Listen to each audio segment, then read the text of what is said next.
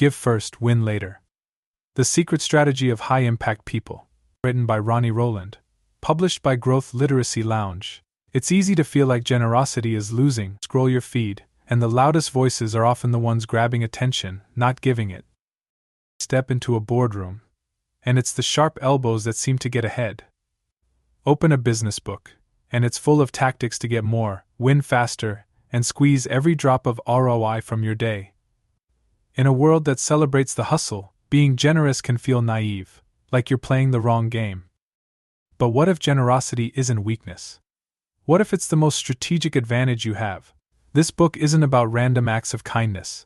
It's about how high-impact people, entrepreneurs, creatives, leaders, connectors, win over time by giving first.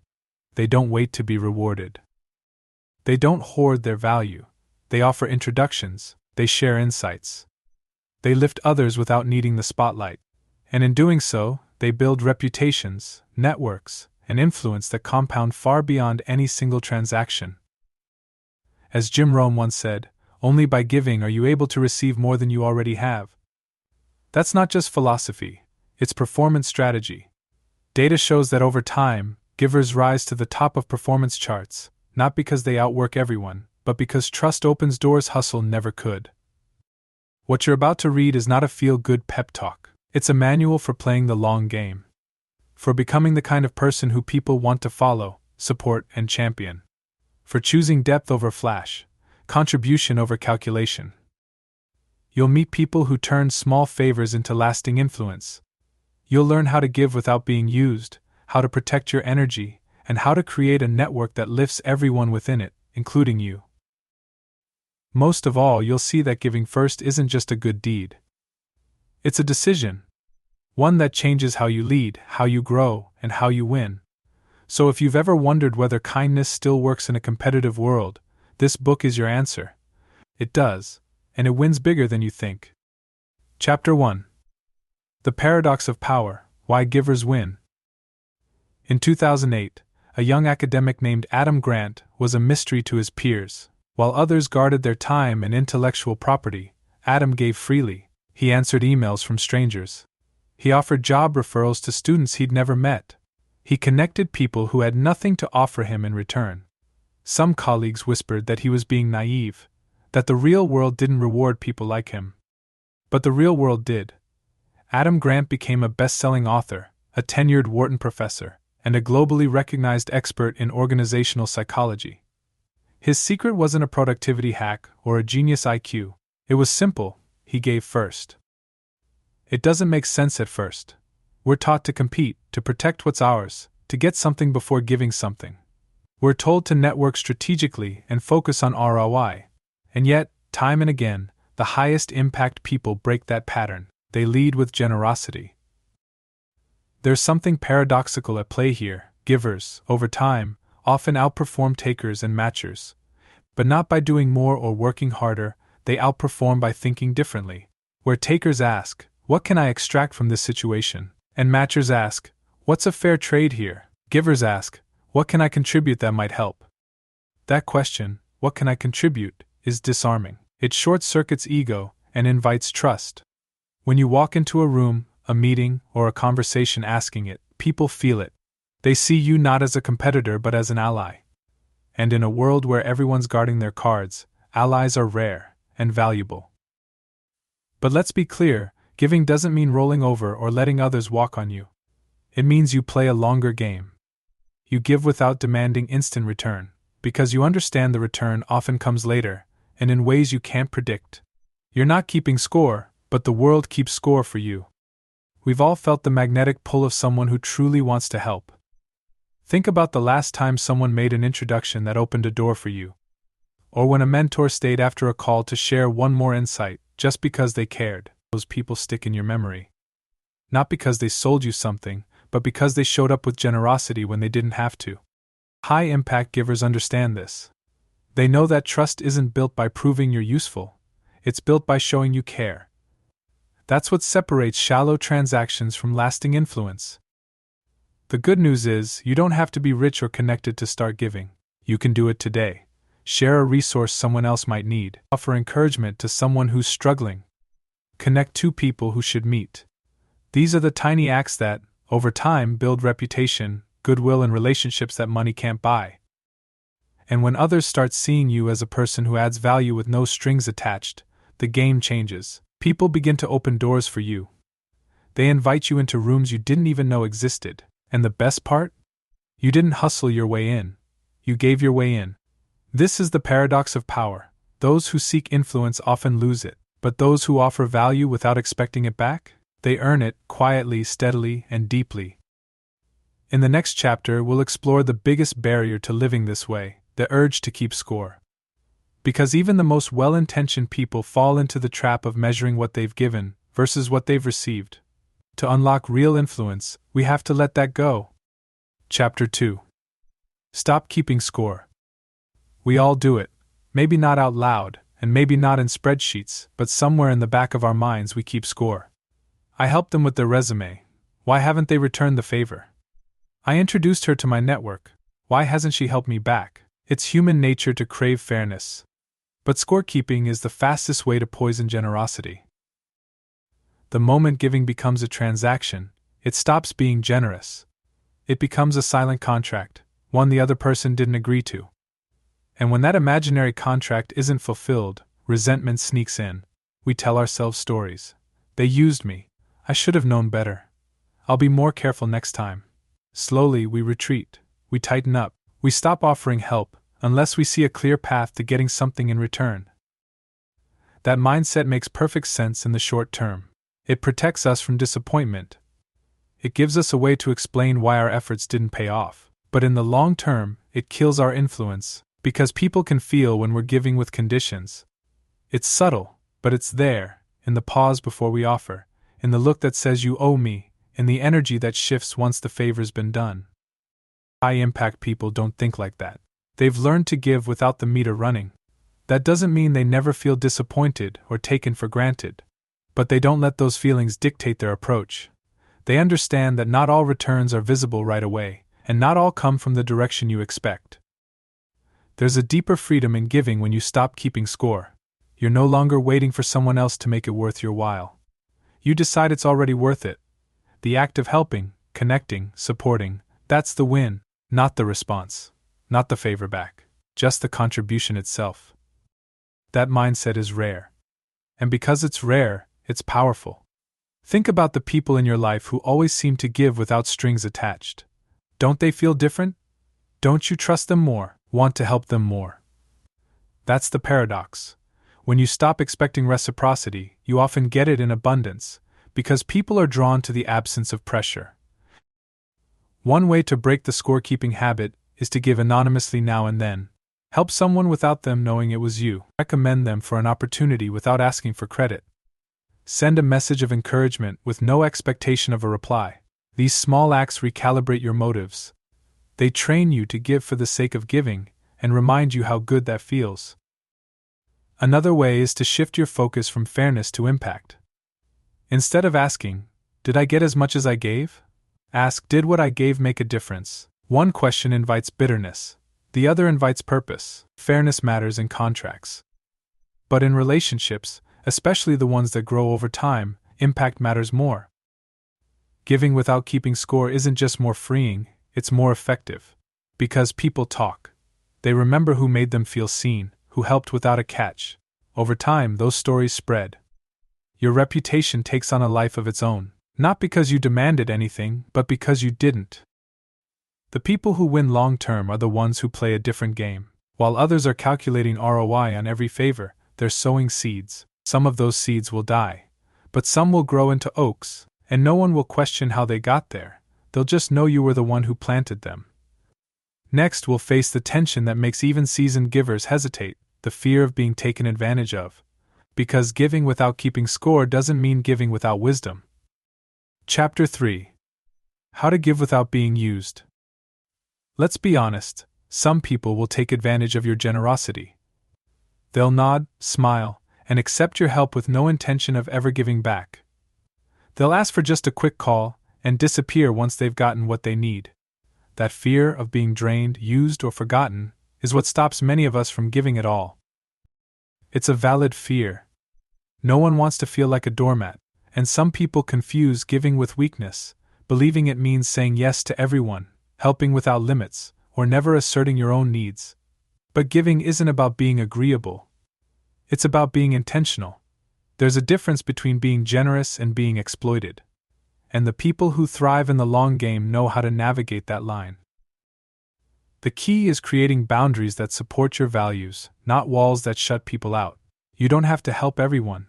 You don't have to answer every request. What you need is a filter. A generosity filter. High-impact givers use one all the time. It's a quiet system they use to decide who, what, and when to give, without guilt. Start with who. Not everyone deserves your time or trust right away. But look for people who share your values, who are driven, curious, humble, or generous themselves. These are the people most likely to respect and multiply your help. They won't just take it and run, they'll do something with it. Next is what. Not all help is created equal. Some forms of giving cost you a lot of time, energy, emotional labor. Others cost very little. Sharing an idea, making an intro, offering encouragement, these can create big impact with small effort. Give freely in areas where the cost is low but the potential value is high. Protect your resources when the cost outweighs the benefit. Then comes when. Timing matters. If you're overwhelmed, sick, or running on empty, giving might not be generous, it might be destructive. You can't pour from an empty cup. Sustainable generosity requires that you take care of yourself first. Rest is not selfish, it's what makes future giving possible. It's also okay to say no. You can do it with kindness and clarity. I'd love to help, but I'm overcommitted right now. That's outside my scope, but here's a resource that might help. Saying no doesn't make you less generous. It makes you honest. And when people sense that your yes means something, they respect it more. Givers who thrive aren't pushovers.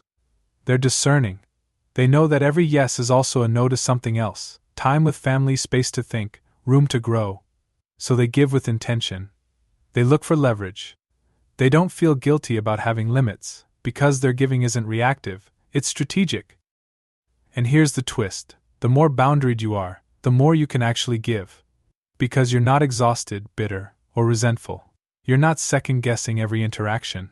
You're giving from a place of strength. And people can feel that too. It's the difference between a desperate helper and a grounded contributor. There will still be people who take more than they give. That's life. But over time, the givers who learn to give wisely, not endlessly, end up with stronger relationships, better reputations, and greater impact. Not because they said yes to everyone, but because they said yes to the right ones. Next, we'll look at a small but powerful tactic used by many givers who seem to have boundless networks and goodwill, the 5-minute favor. It's how you build social capital without burning yourself out. Chapter 4. The 5-minute favor rule. A young entrepreneur was struggling to get traction. He had a product, a pitch deck, and a dream, but no access. One afternoon, he sent a cold email to someone he admired, asking for feedback. The reply was short. I don't have time to meet, but I can connect you with someone who might help. That connection turned into his first investor. Years later, that same entrepreneur made headlines, and when asked how it all started, he mentioned that 5-minute favor. In a world where time is currency, the most generous people don't give hours, they give moments. Not because they're stingy, but because they've learned that short, intentional acts often carry the greatest weight. That's the heart of the 5-minute favor rule. If it takes less than 5 minutes and creates meaningful value for someone else, do it. This idea, popularized by Adam Rifkin, a Silicon Valley super connector, is how many influential people build massive social capital without burning themselves out. Rifkin once said that he didn't try to be the most helpful person in the room, he just looked for small ways to be useful consistently. Over time, those small acts added up to a vast and loyal network. The beauty of the 5-minute favor is that it's accessible. You don't need to be rich, powerful, or wildly connected. You just need to pay attention. Someone mentions they're struggling to find a job? Introduce them to someone hiring. A friend's launching a book? Share it on your feed. A colleague gives a great presentation? Send a quick note to say so.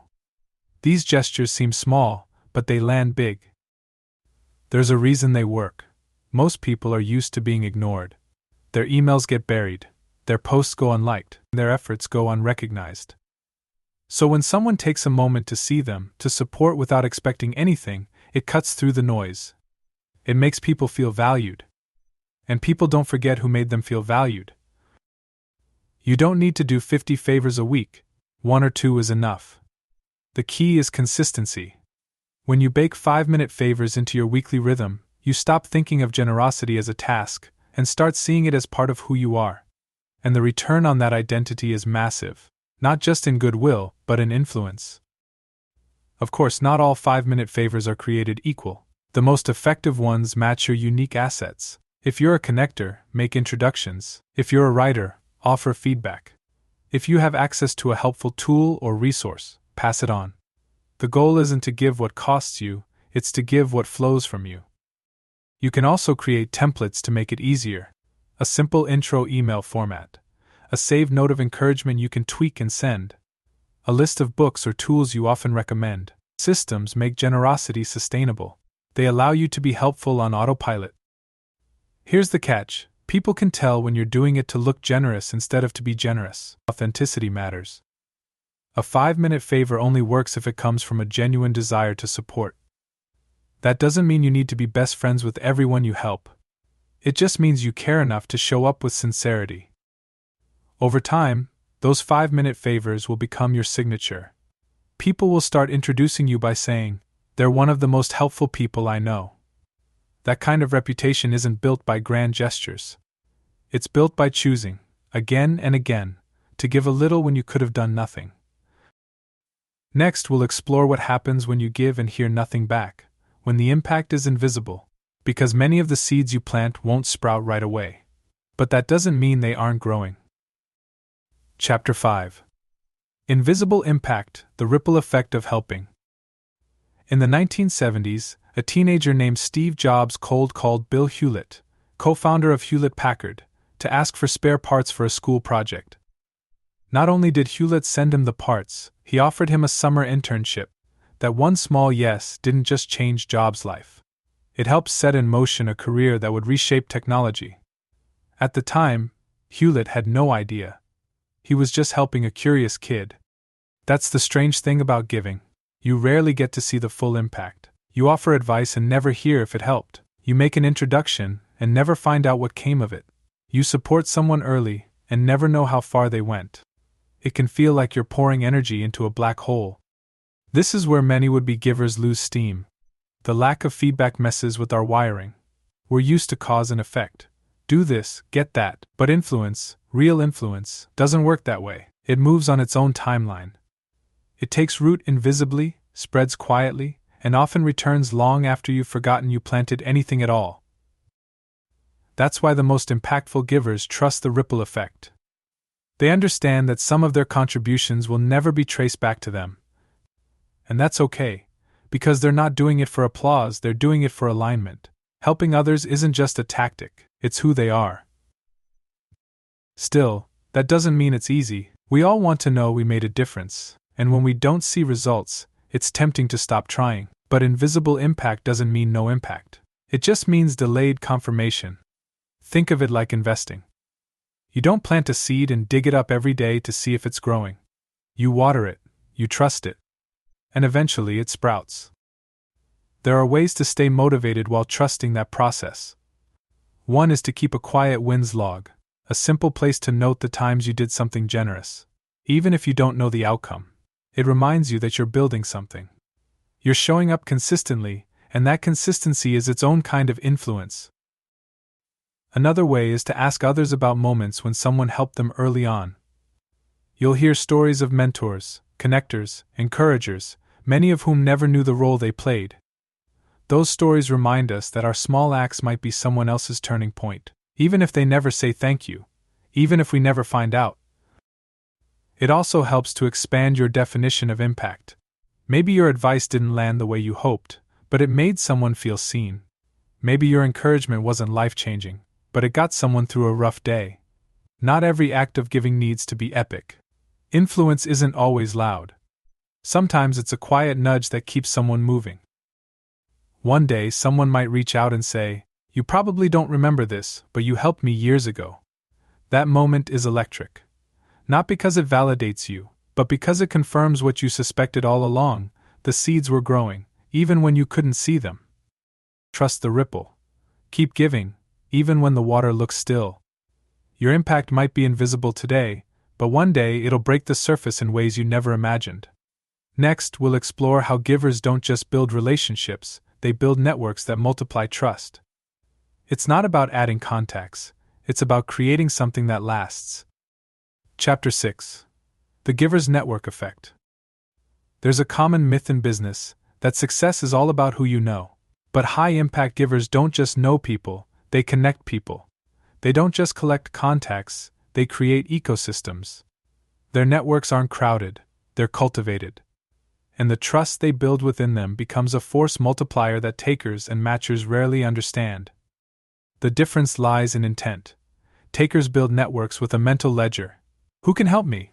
What can I extract? Matchers play it even, give and get. But givers approach relationships with a different mindset. How can I create value, even if it doesn't benefit me directly? That shift unlocks a network that doesn't just grow, it compounds. When you help someone succeed without needing anything in return, you do more than earn goodwill. You signal that you're safe, credible, and generous. People remember that. And when enough people remember, your name starts circulating in rooms you haven't entered yet. The best opportunities often don't come from pitching, they come from reputation, and reputation travels faster through networks built on trust. The giver's network effect kicks in when the people you've helped begin helping each other.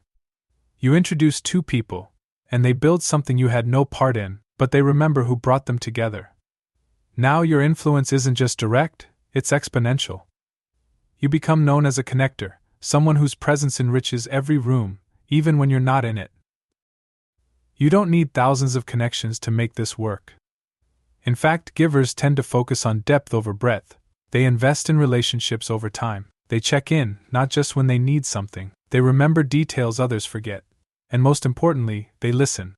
Because when you listen well, you spot chances to connect the dots others miss. Building this kind of network isn't about being extroverted or socially brilliant. It's about being intentional. Instead of asking, "How can I grow my network?" ask, "How can I strengthen it?" One thoughtful introduction can be more valuable than 10 business cards. One sincere recommendation can change someone's trajectory. Givers also understand the importance of diversity in their networks, not just demographically, but professionally, experientially, and ideologically. Innovation and insight often come from the edges, not the center. When your network includes people who think differently, you gain access to ideas and opportunities others never see. And while takers burn bridges when they no longer find value, givers tend to keep their relationships intact. That long memory pays off. Someone you helped years ago may rise into a position of influence and remember your kindness. Not because you followed up every quarter, but because your help came with no strings attached.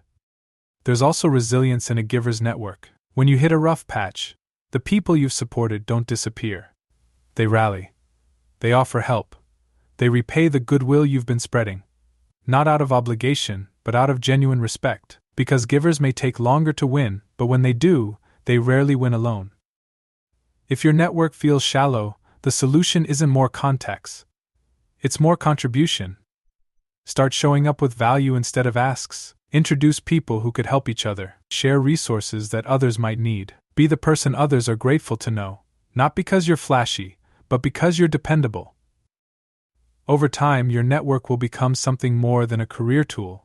It will be a living reflection of your values. A trust-based ecosystem that grows in strength and scale, not by chance, but by choice. Next, we'll explore the delicate balance between generosity and strategy.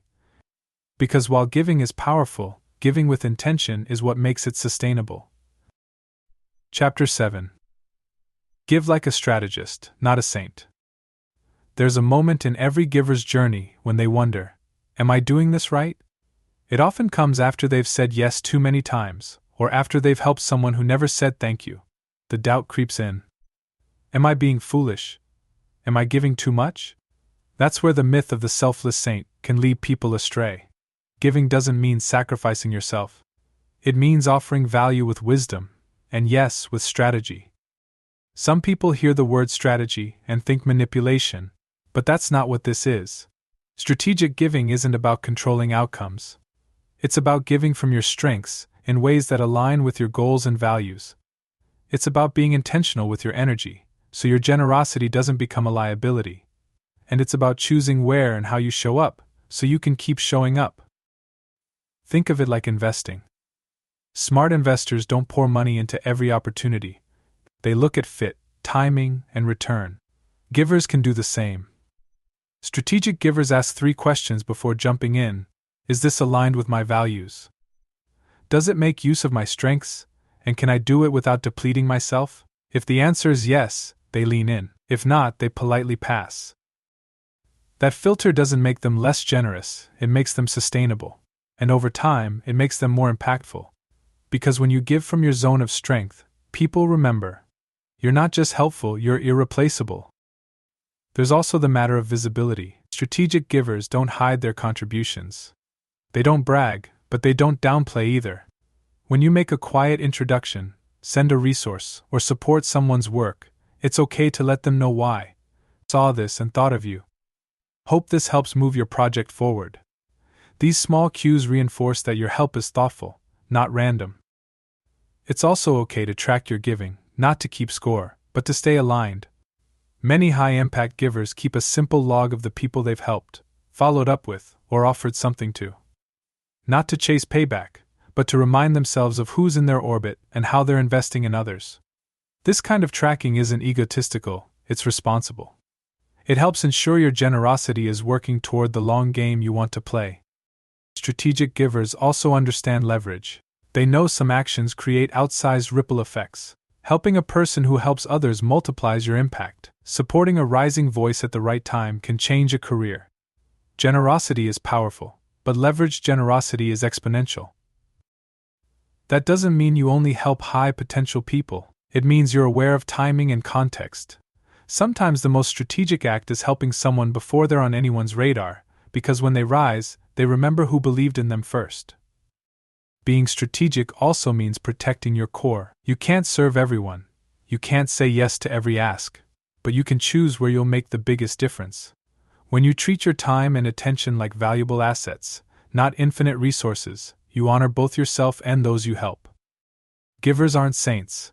They're humans with limits. The ones who thrive aren't the ones who give the most, they're the ones who give the smartest. They understand that their impact depends on their ability to stay generous for the long haul. That means boundaries. That means focus. And yes, that means strategy. Next, we'll talk about the long arc of reputation, how givers quietly shape what they're known for by showing up consistently, even when no one's watching. Chapter 8. Reputation is a long game, play it anyway. In a quiet office above a bakery, a designer spent years doing work that no one noticed. He helped clients who couldn't pay much. He delivered more than was asked. He showed up early, stayed late, and made introductions whenever he could. He wasn't flashy, he wasn't loud, but slowly his name started to circulate. People said things like, "He's solid, you can count on him. He's the real deal." One day a major brand called, not because he had applied, but because someone they trusted had mentioned his name. That's the long game of reputation. Reputation doesn't shout. It whispers. It builds in the background, brick by brick, until one day it stands tall enough for others to notice. And while takers and matchers scramble to be seen, givers often become known for how they show up when no one's looking. That's where real influence begins, not in what you say about yourself, but in what others say when you're not in the room. The trouble is, the long game is long. It's tempting to chase quick wins. Visibility feels urgent. Recognition feels necessary, but givers resist that pull. They understand that real credibility isn't claimed, it's earned. They keep showing up, even when the applause is silent. They build trust with quiet consistency, not loud promises. That doesn't mean reputation is accidental. Strategic givers pay attention to what they're known for. They shape it not by self-promotion, but by alignment. They ask, is how I'm showing up matching who I want to be? Every favor, every email, Every interaction becomes a brick in the wall of their reputation, and over time, that wall becomes something others lean on. The most powerful reputations are built on reliability. You don't need to be the smartest or the most charismatic. But if people know you follow through, respond when you say you will, and care about the outcome, you become irreplaceable. In a world where many overpromise and underdeliver, simple consistency becomes a superpower. Reputation also grows through generosity. When people realize you're helpful without an angle, your name carries weight. Not because you broadcast your value, but because others do it for you. You become the person who knows someone, who always comes through, who makes things happen. That kind of influence can't be bought. It has to be earned. Still, there will be seasons when your work feels invisible. When others seem to leap ahead while you're still building brick by brick. That's when doubt creeps in. But remember, reputation doesn't rise in sudden bursts. It accumulates quietly, like compound interest. The small acts you think no one sees are the very ones people remember when it counts. It's also helpful to write your reputation narrative, not a resume, but a story. Ask yourself, what do I want to be known for? And then, what am I actually known for today? That gap tells you where to focus. If you want to be known for generosity, look for ways to give consistently. If you want to be seen as dependable, keep your promises, especially the small ones. You don't need to be famous to be influential. You just need to be trusted. And trust isn't built by luck or charisma. It's built by pattern. By showing up, again and again, with integrity and care. Next, we'll step behind the curtain to explore what high-impact givers do that others rarely see. Because while their results are visible, their habits are often hidden, and that's where the real magic happens. Chapter 9. What givers do that takers never understand? On the surface, high-impact givers often look ordinary. They don't chase the spotlight. They don't dominate conversations. They're rarely the loudest in the room. But behind the scenes, they're doing something takers never quite grasp. They're quietly adding value when no one's watching, and doing it so consistently that trust builds around them like gravity. High takers operate transactionally. Every action is weighed, every favor counted. They calculate benefits before they move. And while this may produce short-term wins, it's a fragile way to build influence. The moment people sense an ulterior motive, the connection weakens. Takers might win a deal, but they rarely win loyalty. Givers, by contrast, play a different game. They invest in others with no immediate payoff in mind. They follow up after meetings not to ask for anything, but to offer something, a resource, an introduction, a thoughtful insight. They remember the details most forget: birthdays, struggles, wins. They make people feel seen, not scanned for value. What takers miss is that influence is built in the margins, those invisible moments when no one expects anything.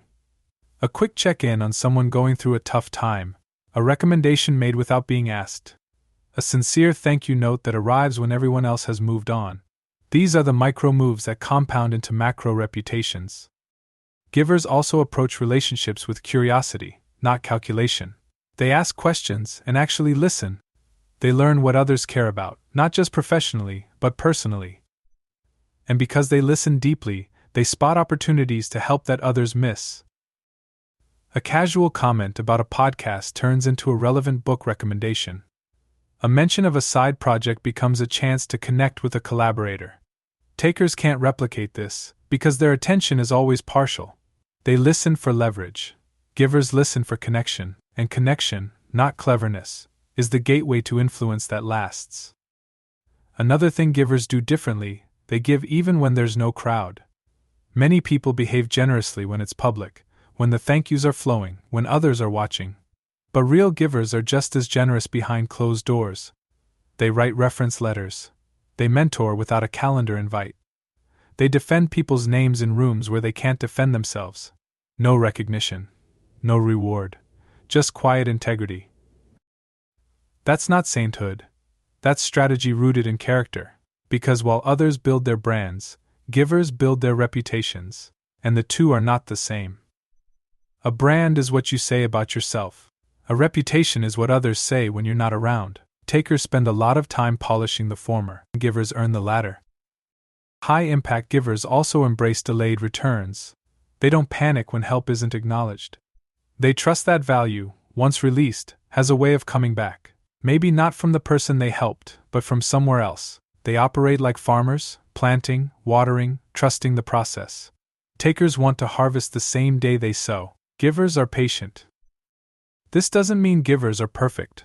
They have limits. They get tired. They have boundaries. But what sets them apart is consistency. It's not one grand gesture, it's 100 small ones. Over time, those gestures create an aura, where people lean in when they talk. They're invited into opportunities before they ask, doors open that others didn't even know existed. Next, we'll explore how these givers don't operate in isolation. They intentionally build circles of contribution, communities where generosity isn't the exception, but the norm. And when that happens, giving stops being a burden, it becomes a shared way of life. Chapter 10. Build your circle of contribution. Givers thrive, but they don't thrive alone. Behind nearly every high-impact giver is a network of other generous people, an invisible circle where value flows freely, ideas are shared without ego, and help is given without hesitation. These are circles of contribution, and they're not built by accident. They're forged through intention, trust, and shared values. In a world where many operate transactionally, being in a contribution-driven circle feels different. There's less noise, less competition, and far more momentum. You mention a need, and someone offers a solution. You celebrate a win, and 10 others amplify it. You hit a wall, and someone hands you a ladder. It's not because anyone owes you, it's because giving is the default setting. Most people assume generous communities are rare, maybe even lucky. But they can be built. In fact, some of the most powerful networks in the world started with just a few people deciding to help each other consistently. Over time, that generosity compounds, and a culture forms, one where contribution is contagious. Building your own circle starts by being intentional about who you surround yourself with. Not everyone shares your values. Some will take without giving, drain your energy, or compete instead of collaborate. That's not judgment, it's discernment. You need to invest in people who understand the long game, who care about more than just what they can get. Look for signals. Do they celebrate others when there's no benefit to themselves? Do they give credit, offer help, follow through? These are the signs of givers. You don't need 100 of them. Even 5 or 6 can change the way you work, think, and grow. Because when givers team up, the results are exponential. Once you find those people, nurture the relationships. Reach out without a reason. Share opportunities, even if they're not perfect. Make introductions, not to score points, but to strengthen the web around you. When you create value for your circle, the circle strengthens, and it often gives back in ways you never expect. You can also set the tone by modeling what contribution looks like. Those small gatherings where people share what they're working on, and how others can help. Send group messages spotlighting someone's work. Start a digital space where people can connect, ask, and offer. You don't have to be a leader to build a community. You just have to create a place where generosity has room to breathe. Contribution-based circles don't eliminate ambition, they elevate it. When you're surrounded by people who support each other's growth, everyone moves faster. There's less fear, less ego, more flow. You're not trying to win alone. You're building a win-together environment. But it takes care. These circles are fragile at first. One self-centered person can disrupt the dynamic, so protect the culture. Be clear about expectations. When someone repeatedly takes without giving, address it or distance yourself. Generosity doesn't mean unlimited tolerance. Healthy boundaries are part of a strong ecosystem. Over time, your circle becomes more than a network. It becomes a support system, a think tank, a launchpad, and when people outside that circle see how it works, they'll want in, not because it's exclusive, but because it's effective. Contribution outperforms competition, especially when it's shared. Next, we'll talk about the moments when giving isn't easy. When your energy is low, the return isn't coming, and the world feels more draining than inspiring.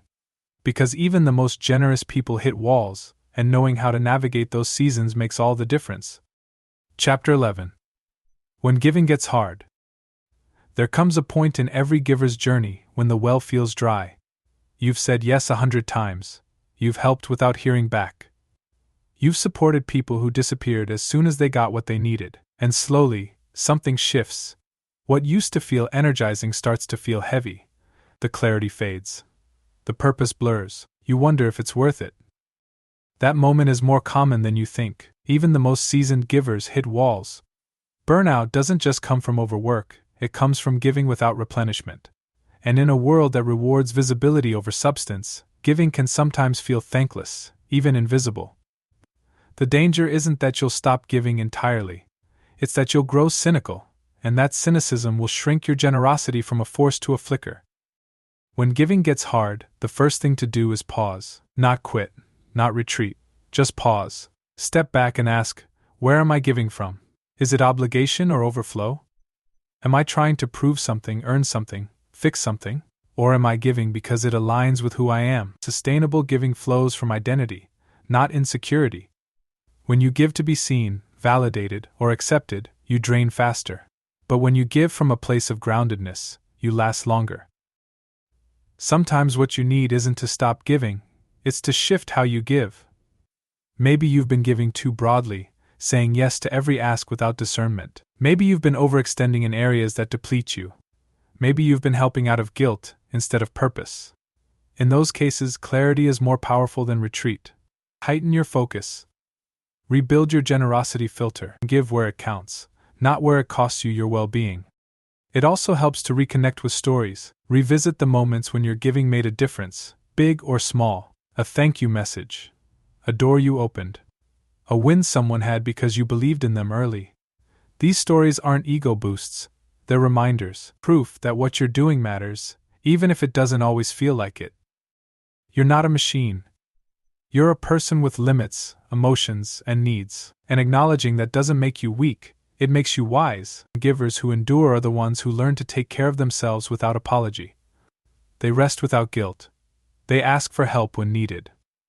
They understand that giving from emptiness isn't noble, it's unsustainable. There will also be people who misuse your generosity, or who take and vanish. Who praise you when they need you and ignore you when they don't. That hurts. And it's okay to admit that. But don't let those experiences define your worldview. For every taker, there are 10 people who will honor your help, grow from it, and one day pay it forward. Focus on them. One powerful practice is setting non-negotiables for your energy. A walk each day. Time with family. Quiet to think. Whatever grounds you, protect it. The stronger your foundation, the more resilient your giving becomes. You don't have to be available to everyone. You just have to be available to what matters most. Giving gets hard. But it also gets easier when you build rhythms of restoration, when you remember why you started. When you surround yourself with others who give too. In those seasons, your giving won't look as loud or visible, but it will still be real. And that's what counts. Next, we arrive at the final chapter, a full circle look at why giving isn't just a habit or tactic. It's a way of living. A posture. A strategy that, when practiced consistently, makes winning not just possible, but inevitable. Chapter 12. Give first. Win always. A few years ago, a young founder was struggling to raise capital for her startup. Doors kept closing. Investors weren't biting. But one afternoon, she received a warm introduction from someone she barely remembered. It was a woman she had helped years earlier, reviewed a resume, made a connection, nothing major. That woman was now a partner at a venture firm. The deal closed 2 weeks later. When asked why she stepped in, the investor shrugged and said, "She helped me when she didn't have to. I never forgot that." This is the power of giving first. You plant seeds without knowing which ones will grow. You show up not because it guarantees success, but because it builds the kind of foundation success can stand on. And then, over time, the wins come. Maybe not in the way you expected. Maybe not on your timeline. But they come because value flows toward those who create it consistently. We live in a world obsessed with shortcuts, viral growth, instant influence, overnight wins. But givers play a different game. They don't chase flash, they build depth. They're not angling for the next hit. They're building a life of impact, one generous act at a time. Giving first doesn't mean you don't care about outcomes. It means you trust that the best outcomes often come through relationships, reputation, and resonance. When you lead with generosity, you open doors that no pitch could ever pry open. You create momentum that can't be faked. And you develop a reputation that precedes you in the best way possible. This doesn't happen by accident. It happens because you choose, every day, to embody a different way of operating. You look for ways to help. You lift others as you climb. You offer insight when it's easier to stay silent. You share opportunities instead of hoarding them. You invest in people, even when they can't return the favor. That posture becomes your competitive edge. The truth is, the world is small. People talk, stories travel. And when your name becomes synonymous with trust, value, and contribution, everything changes. You get invited into rooms others don't even know exist. You receive referrals without asking. People advocate for you when you're not there. And all of it comes back, not because you demanded it, but because you created the conditions where it could happen. Some people will still misunderstand this path. They'll say you're soft. That giving without guarantees is foolish. That nice people finish last. But you'll know better. You'll know that the most influential people aren't the ones who kept score, they're the ones who kept showing up. If this book has done its job, it's not because it gave you a step-by-step formula. It's because it invited you to see giving not as a tactic, but as a way of life. A lens through which to view every interaction, every opportunity, every challenge. A strategy that aligns with your values and multiplies your impact. So here's the call: don't wait to be proven right. Don't wait to be rewarded before you start contributing. Start now. Be the first to help. Be the first to share. Be the first to give. Not because you're guaranteed to win, but because you're choosing to live in a way where winning becomes inevitable. Give first. Win always. That's the long game, and it's one worth playing.